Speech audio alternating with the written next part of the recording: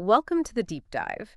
Today we are taking a truly unique approach. Yeah, this one is different. It really is. Our source material isn't a finished book or a set of studies. We're looking at a philosophical blueprint. The internal notes, really. Exactly. The notes and themes for a project titled Before the First Word, Meditations at the Edge of the Speakable. That's a fascinating title. It is. And our mission today is, well, it's a bit of a challenge. We're dissecting material that says right up front, it isn't trying to teach you anything. Not in the traditional sense. No. The premise is that language just fails when you try to describe ultimate reality Right. and the failure itself. That's the point. That's the transmission. We're diving into the space where words just run out. Well, it's an absurd proposition, which is exactly why it's so interesting. Yeah. The notes describe it as silence written in words. Silence written in words. I like that. It's an attempt to inhabit a paradox. Yeah. You have the via negativa, which is all about what something is not, and the via positiva, which is all about affirming what it is.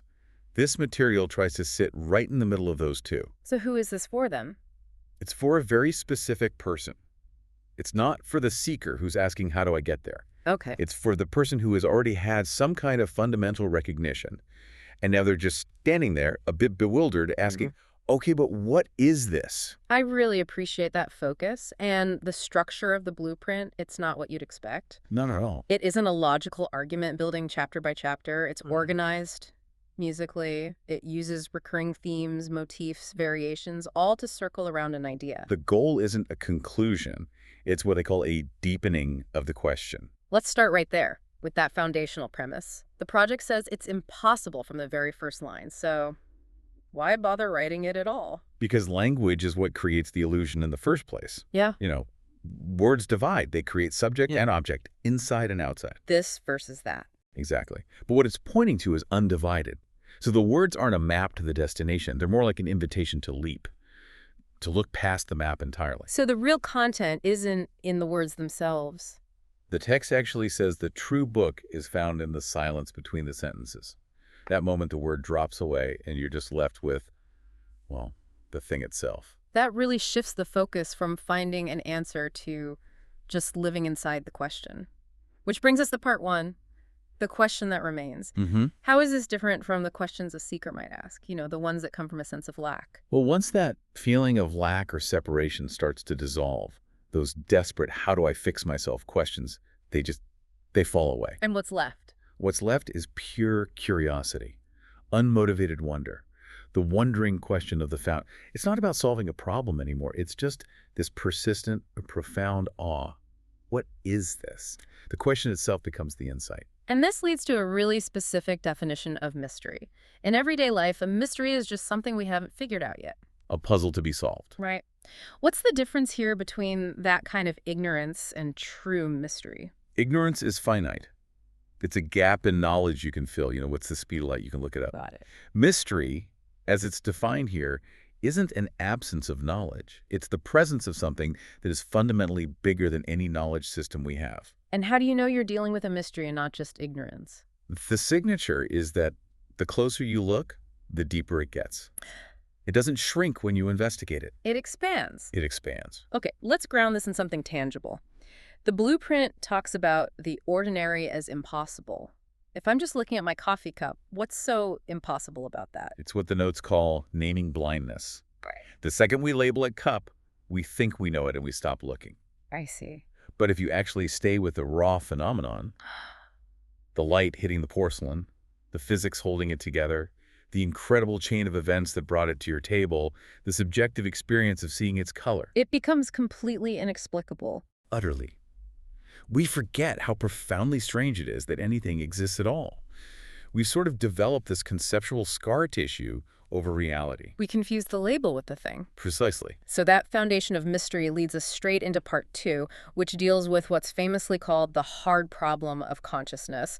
For anyone listening, how does the blueprint frame this? The hard problem is basically the unbridgeable gap between the objective and the subjective. Okay. You can put a helmet on my head and track every single neuron that fires when I see a green field. You can measure the wavelength of the light. All the physical data. All of it.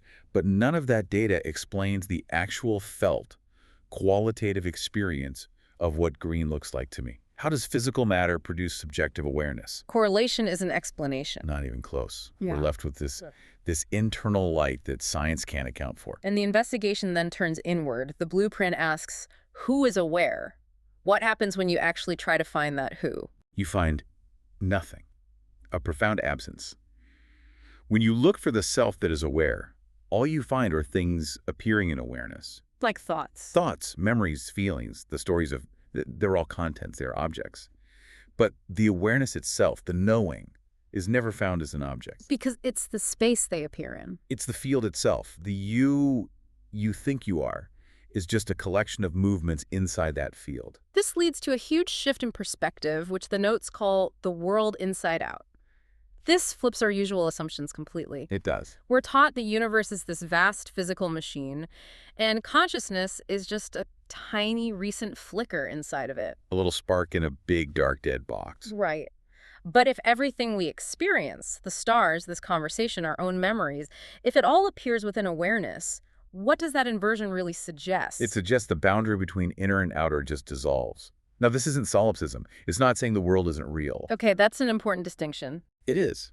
It's saying that the world, as experienced, has the nature of experience. The mountains and the stars aren't out there in some dead void. They are appearing within consciousness, made of consciousness. So the universe is in awareness, not the other way around. That's the inversion. Yeah. It's immense. And the blueprint is careful to position science correctly in all this. There's a section, what the brain does and does not explain. Yes, neuroscience is essential. It maps the mechanisms beautifully. Damage area X, you lose function Y. Cause and effect. Clear, undeniable correlations. The brain is the filter, the tool for expression. But the text is clear, mapping the how we speak, how we see. It doesn't touch the fundamental why. Why is there any subjective experience at all? Science is silent on that. Okay, let's shift to part 3, which for many is probably the most confusing concept, time and the timeless. How do we unpack the eternal now with direct observation so it's not just a slogan? You have to do a very strict moment-to-moment check. Ask yourself, when are you actually experiencing anything? Right. Always. Everything you call the past, a childhood memory, what you had for breakfast, it's appearing as a present thought or a present image now. And the future is the same. The future, your plans, your worries, is a present thought happening now. The past and future are just constructions happening in this timeless awareness. We aren't moving through time. Time is moving through us. Or appearing in us, yes. But if all time is just now, then what about memory? We need it to function, to learn, to have relationships. And this doesn't negate its usefulness. This is covered in memory and identity.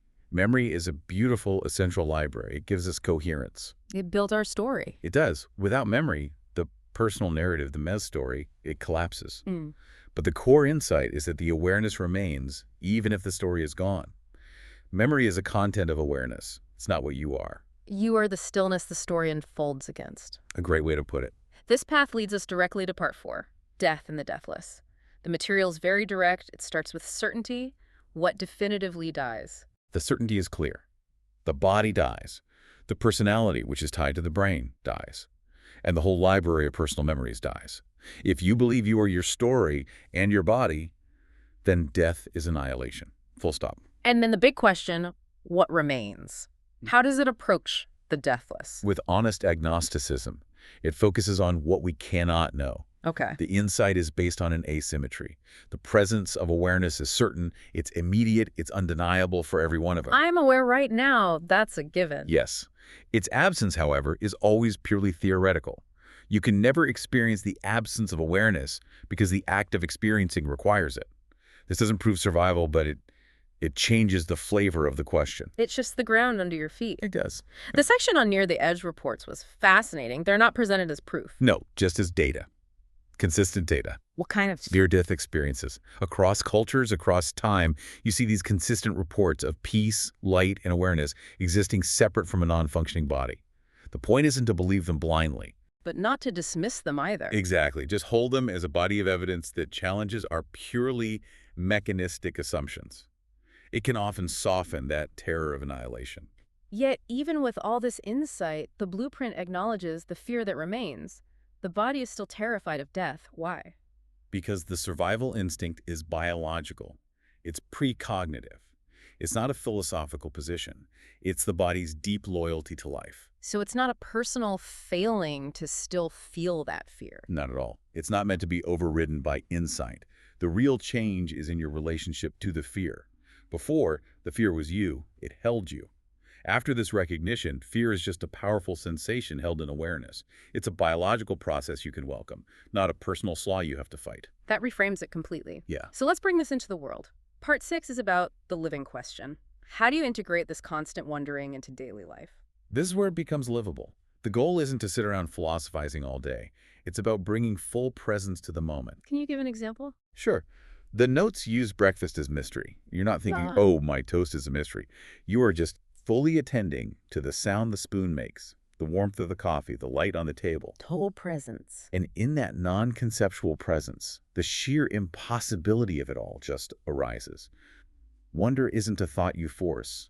It's the natural result of paying attention. And this can be applied to anything, even work. Yes, work as wondering, you're washing dishes or you're on a spreadsheet. You just immerse yourself in the task. The mystery becomes kind of background texture, a palpable tone beneath the action. It dissolves that line between sacred and mundane.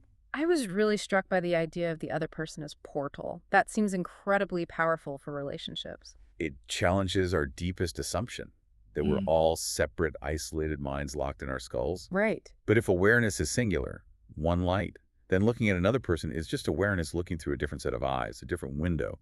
The loneliness of being a separate self can just dissolve. The light recognizing itself. All of this open-ended wondering, this constant engagement, it culminates in what the blueprint calls joy without reason. And it's unconditional joy because it isn't tied to any outcome.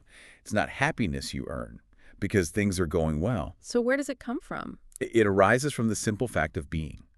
The astonishment that anything is here at all. It's the gladness you feel when you meet that unanswerable mystery face to face and you finally stop trying to solve it. So the final stance is just the courage to stay unresolved, to find companionship in not knowing. And to see that not as a failure, but as the highest form of engagement with life. Which brings us to the end, the unfinished book. This whole deep dive is really an invitation, isn't it?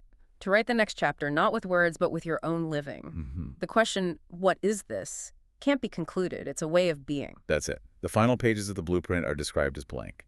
And it's not because there's nothing more to say. It's because what comes next can't be written. It can only be lived. It can only be lived. The mystery just deepens. The wondering remains.